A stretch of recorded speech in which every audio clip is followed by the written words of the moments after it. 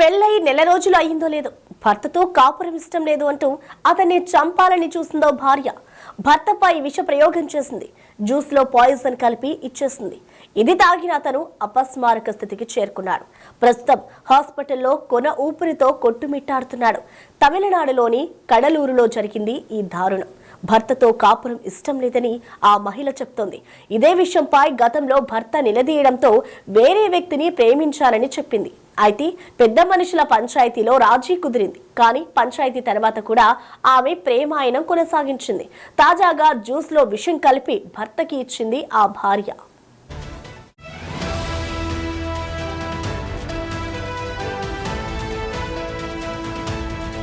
కడలూరు జిల్లాకు చెందిన సుందరమూర్తికి కలయరసన్ అనే కొడుకు ఉన్నాడు. జనవరి 26న పెద్దలు అతనికి ఆర్తి అనే యువతితో వివాహం చేశారు.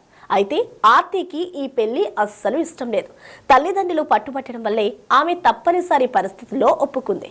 ఆమె పెళ్లికి ముందే ఒకరిని ప్రేమించినట్లు సమాచారం. అయితే ఫస్ట్ నైట్ రోజు ఆర్తి తన ప్రియుడికి వీడియో కాల్ చేయడంతో కలయరసన్ షాక్ అయ్యాడు. కుమార్తెను మందలించమని చెప్పి అమ్మగారింటికి పంపాడు.